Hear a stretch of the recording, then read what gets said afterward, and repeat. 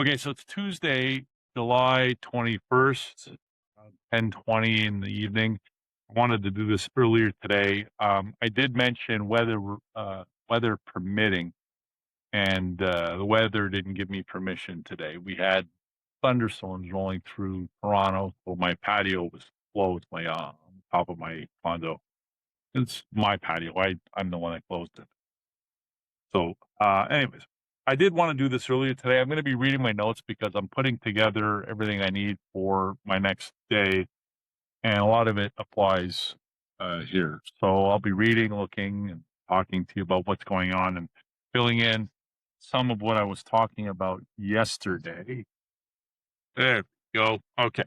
So September is coming pretty quickly. I've got a lot on the go.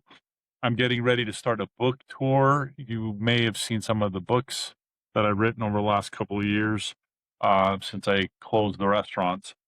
But yeah, it's been 3 years already. I closed the restaurants. So I wrote a series of books about everything I've been talking about, and I'll be doing a book tour across the GTA.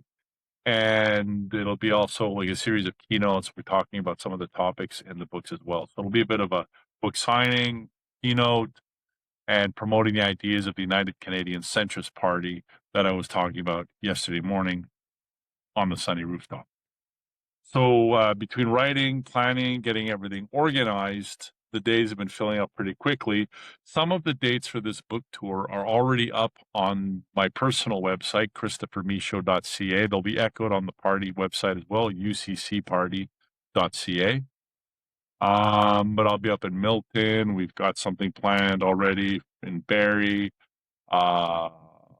Scarborough will be there. So we'll be all around the GTA. The dates will be filling up. So subscribe to the website, my mailing list, like the page, do all the social media things so you stay in the loop. It's going to be a fun time. I think the topics of these books are very important. I finally sat down and got it done after it lingering in my head for a long time. So if this is your first time joining me, welcome. It's a little background of what I've been up to. And if you've been here before, or if you know me and we've known each other for years, welcome back. Some of you who've known me a long time are probably looking like, oh my God, he gained a lot of weight. And others are looking at me who maybe met me a little more recently. Oh, wow, look at all the weight he lost. So both of those statements are actually true. But that's the video for another day, the topic for video for another day. COVID was nasty to me, and I was nasty back to it, and it was just a fun time, and it's over now. Over the last couple of videos, starting yesterday, I've been talking about Canada's systems, and I think so much of our public conversation gets hung up on surface level stuff, and we forget to talk about what's going on in the country in terms of what kind of country we want to build together. Right away, we start talking politics and it falls right into it's the Liberals' fault. It's the Conservatives' fault. Trudeau did that. Poilievre is this. And really, it's much more profound than that. And I'm going to explain what I was talking about yesterday right now. For a little context, in my lifetime, Canada's population has more than doubled. When I just hit 20 years old, coincidentally, we were at 20 million people, and now we're at just under 42 million. That's enormous change in one generation for a country to go through. And at the same time, we're experiencing one of the biggest generational shift in the history of our country. The baby boomers retired for the most part, and they've moved out of the workforce. We're feeling the gap there. One of the systemic issues I was mentioning, and this is addressed to my books, we didn't have a pipeline set up. This is where we failed as a country. And successive governments had the opportunity to deal with this and didn't. They just basically kicked the ball down the road until we were out of time. 2019 was the year, by the way, that half of the boomers retired. So when COVID hit, it was more of like a lifting a rock and looking under the rock and seeing everything scurry around. It was just impossible to ignore the math at that point any longer. So COVID didn't really start all the problems. It just kind of exposed them all. But getting back to what I was saying, we didn't have a pipeline set up to pass these skills on. So when the boomers left the job site, they took their tool bag with them, but they also took their skills with them. And we didn't have any relief. And on the other end of the demographic pyramid, the Gen Zs that are marching in are much fewer in numbers and don't have the same skill set. And you have to remember the baby boomers built everything around us. When you drive down the road and you look at all the buildings, you see all the technology, this came from their generation. And on top of it, they drove the economy for 50 years. So now that they've retired, they're winding down. They're not buying iPhones and televisions and consuming like they once did.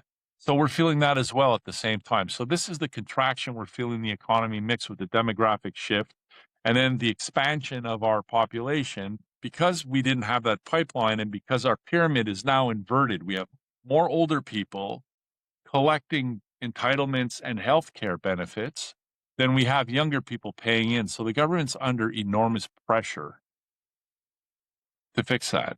And our birth rates since 2009 haven't figured into our population growth whatsoever. In fact, the last quarter of 2025, some of you may have seen this, but we recorded negative births. In other words, we had more deaths in the country than births for the first time in our history. So we're not getting out of this organically with babies. Immigration is not just a choice. It's a necessity to keep our economy rolling. This is part of the systemic issue that I was talking about that we have to fix. The question isn't how many immigrants do we let in or do we bring into the country, but it's how do we get our systems modernized and aligned and ready so that we can accept and handle and integrate the number of people that we need to bring in to fix the problems that we're having. If we need 1,000 doctors, we shouldn't be saying, well, we can't bring 1,000 doctors. We don't have enough households. We should say, no, we need 1,000 doctors. Get 1,000 doctors in the pipeline. Let's get this going and get them here. A company that needs to hire 1,000 people doesn't hire 500 because they only have 500 parking spots. They hire the 1,000 people and then they build the extra 500 parking spots. And that's what we need to, that's how we need to start thinking to get out of this. The second issue, systemic issue that I think is huge, I call them foundational provisions for the party, the UCC party, United Canadian Centrist. But so the second foundational provision is electoral reform. We have a system right now where in a riding, we generally have 6 or 8 people on a ballot, and the winner will end up with 35% of the vote. And translated, that means 65% of the people in a riding vote against this person with 35% of the vote, but the 35% of the vote person claims victory. And now you take that result and stretch it out over the country, and we've got what I call an artificial majority. They have a majority of seats, but they don't have a majority of representation. And this is starting to become very evident. Look at national unity across the country. We've got Alberta talking about a referendum. They're going to have a referendum to have a referendum in October.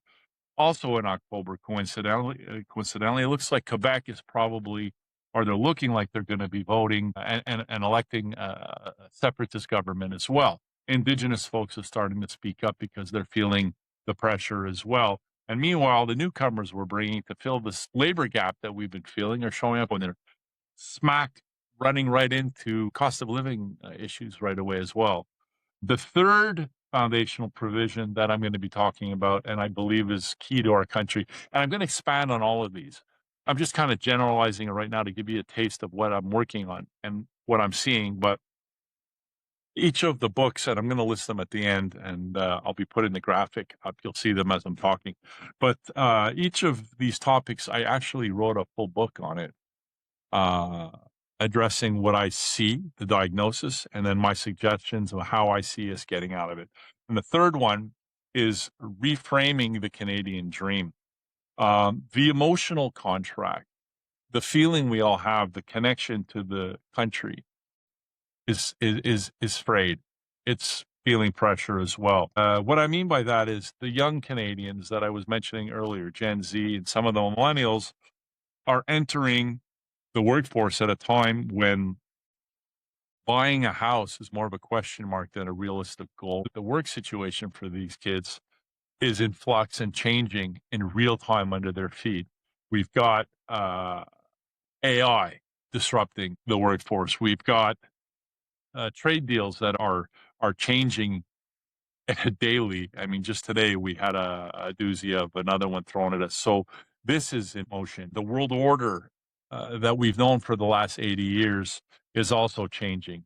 Essentially, the dividends that we've earned for World War II have all been spent, and the kids that are entering the workforce are looking at this going, where do I fit? How do I see myself? So we owe it to them to come up with a game plan, to give them a fair starting point. Every generation inherits a different version of the country than their parents did. What I grew up into is not the same thing as my parents and their parents. And that's normal. That's just evolution and progress. And so the one thing that is key for each generation is to look at it like we're stewards of our society. Every generation owes it to the next generation coming in to leave the country in better shape than they found it. Canada's given each and every one of us an opportunity, and not a guaranteed outcome. I'm not saying that we owe it to anybody to give them, what they, right away, a guaranteed outcome. No, but at least a starting point so that they know where the rules are and they have the stability to be able to plan their life.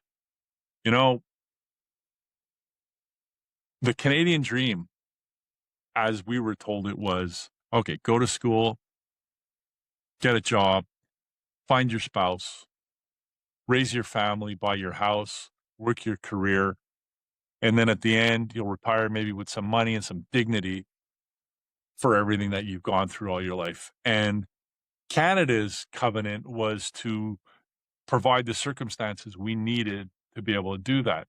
And today it's changed. It's not the same circumstances for the kids, and they need to know what it is because it's never been more in flux. I'm repeating myself, but this one's a big one for me. I see the kids all day. I talk to them, my own children, probably the last generation that felt it's anything close to what we had. My kids are 38, 33, but anybody under that age, they're 20s. And think back to when you were in your 20s. Bright-eyed, looking at your career. Maybe you were in university. Maybe you were getting your doctorate. Maybe you were becoming a lawyer. Maybe you were becoming a tradesperson. Very key position. So I'll be talking about all of this stuff as well. And as I go through these topics, I'm going to explain to you what led me to see these things, because I had my time as well. I moved from Quebec close to 15 years ago. I spent 5 years in Ottawa, and I moved back to Toronto a year ago. So I've had some time to go through everything that I've seen and lay it all out. And I'm going to explain how I came to these conclusions and how they affected me and why I feel obligated to speak up at this particular moment. So that's all coming up. As always, please do all the social media things, like the page, subscribe to the podcast, yada, yada, yada. And I will see you the next time, probably tomorrow morning. I hope it's sunny. I bought a good bag of beans today. I want to try out on the roof. Fresh smell, like giving the whole neighborhood a sniff of the coffee that I got going on. There's nothing like it in the morning, especially outdoors. So we'll be out for that. And I'm Christopher M. Michaud, and I am a Canadianist.